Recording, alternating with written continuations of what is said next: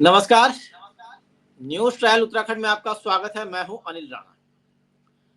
ऋषिकेश के जो बापू ग्राम, मीरा नगर, शिवाजी नगर और 20 बीघा समेत जो कई इलाके हैं, अब लगता है इनका मुद्दा आगे बढ़ता हुआ दिख रहा है, क्योंकि अब इस मुद्दे की गूंज दिल्ली के गलियारों तक पहुंच चुकी है।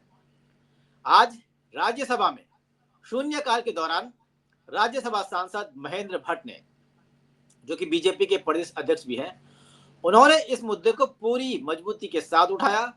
उन्होंने मांग की कि जो ऋषिकेश की ये घनी बस्तियां हैं, इनको राजस्व ग्राम का दर्जा दिया जाए। सुनते हैं।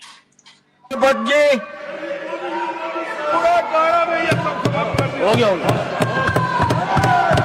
महोदय, श्रीमान महेंद्र भट्ट के ऋषिकेश स्थित बापू ग्राम एवं मीरानगर क्षेत्र को राजस्व ग्राम घोषित किए जाने के संबंध में मेरी सूचना है। मान्यवर सभापति महोदय, मैं उत्तराखंड राज्य के बापू ग्राम एवं मीरानगर क्षेत्र से जुड़ा एक अत्यंत महत्वपूर्ण विषय सरकार के संज्ञान में लाना चाहता हूं। यह दोनों क्षेत्र पिछले कई दशकों 1950 से यहाँ लगभग घनी आबादी यहाँ निवास करती है। 1980 में 50,000 की आबादी क्षेत्र की थी। यहाँ हजारों परिवार निवास करते हैं। नियमित रूप से नगर निगम को करों का भुगतान भी करते हैं, परंतु आज तक इन्हें राजस्व ग्राम का दर्जा प्राप्त नहीं हुआ है। महोदय, इस भूमि पर अनेकों सरकारी संस्थान भी बने हैं। ऋषिकेश एम्स इसी भूमि पर है और सिंचाई विभाग की कॉलोनियां भी यहाँ बनी हुई हैं। राजस्व ग्राम घोषित न होने के कारण इन क्षेत्रों के नागरिकों को अनेक समस्याओं का सामना करना पड़ रहा है। भूमि स्वामित्व से संबंधित प्रमाण पत्र प्राप्त नहीं हो पा रहे हैं। प्रधानमंत्री आवास योजना, किसान सम्मान निधि, सामाजिक सुरक्षा, पेंशन जैसे केंद्र एवं राज्य सरकार की योजनाओं का लाभ पूर्ण रूप से नहीं मिल पा रहा है। विकास कार्यों में अनावश्यक प्रशासनिक बाधाएं उत्पन्न हो रही हैं। स्थानीय जनप्रतिनिधियों एवं नागरिकों द्वारा इस विषय में बार बार अनुरोध किए गए हैं, परंतु अब तक कोई ठोस कार्रवाई नहीं हुई है। महोदय, अभी 3 दिन पहले ही वहां की जनता ने ऋषिकेश नगर में एक बड़ा प्रदर्शन भी किया राजस्व ग्राम घोषित करने के लिए। अतः मैं केंद्र सरकार से आग्रह करता हूं कि वह उत्तराखंड सरकार से समन्वय स्थापित कर ऋषिकेश के बापू ग्राम एवं मीरानगर क्षेत्र को शीघ्र राजस्व ग्राम घोषित करने हेतु आवश्यक निर्देश प्रदान करें, ताकि वहां के निवासियों को उनके वैधानिक अधिकार एवं सरकारी योजनाओं का पूर्ण लाभ प्राप्त हो सके। धन्यवाद।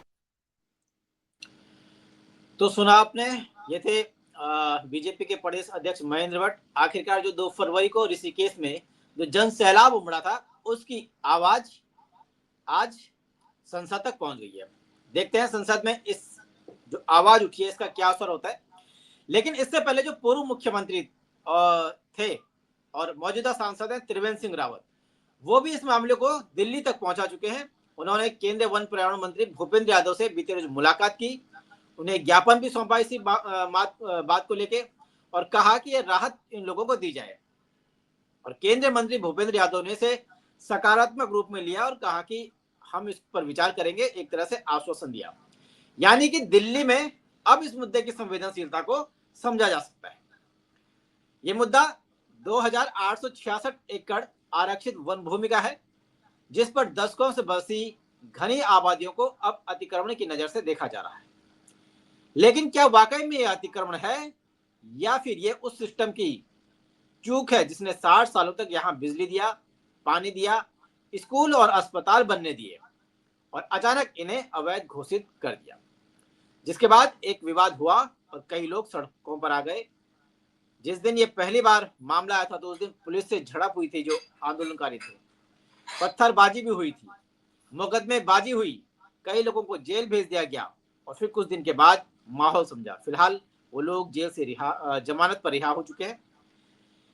लेकिन 2 फरवरी को जो आप तस्वीरें देख रहे हैं, 2 फरवरी की है, बापू बचाओ संघर्ष समिति के बैनर तले एक ऐसी महारैली निकली जिसने शासन और प्रशासन की नींदें उड़ा दी। आईडीपीएल मैदान से लेकर तहसील तक करीब 8 किलोमीटर लंबी इस रैली में 25,000 से ज्यादा लोग शामिल हुए, यह बताया गया। और इस विवाद की जड़ कहां से शुरू हुई? इस विवाद की जड़ शुरू हुई दिसंबर 2024 में सुप्रीम कोर्ट की उस फटकार में, जिसमें कोर्ट ने उत्तराखंड सरकार से वन भूमि पर हुए कब्जों की रिपोर्ट मांगी। इसके बाद जब सर्वे टीम पैमाइश के लिए इन बस्तियों में पहुंची, तो हालात बेकाबू हो गए। माफ कीजिए, सुप्रीम कोर्ट का जो दिसंबर 2025 का फैसला था, उनके फैसले के बाद पैमाइश के लिए जब इन बस्तियों में सर्वे टीम पहुंची तो लोगों ने विरोध किया। विरोध स्वरूप रेलवे ट्रैक जाम किया।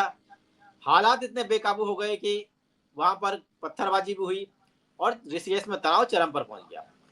लेकिन यहाँ पर एक तकनीकी पेंच ये है जिसे समझना भी जरूरी है कि यहाँ के निवासी कहते हैं कि वो पीढ़ियों से यहाँ रह रहे हैं, नगर निगम को टैक्स दे रहे हैं, क्योंकि यह जमीन वन भूमि की है, इसीलिए इनकी रजिस्ट्री नहीं हो सकती। विपक्ष इसे सरकार की नाकामी बता रहा है और सरकार कह रही है कि सुप्रीम कोर्ट के आदेश से वो बंधी हुई है। तो कुल मिलाकर हर तरह से लोग इधर उधर फंसे हुए हैं। कोई किसी पर बात डाल रहा है, कोई किसी पर बात डाल रहा है, जिम्मेदारी कोई लेने को तैयार है। फिलहाल मामले का हल निकालने की दिशा में एक कदम बढ़ता हुआ दिख रहा है। वैसे 20 फरवरी को कोर्ट में भी इस मामले की सुनवाई होगी। देखते हैं तब क्या होता है और कोर्ट में इस मामले का क्या निष्कर्ष निकलता है। फिलहाल मुझे दीजिए इजाजत। नमस्कार।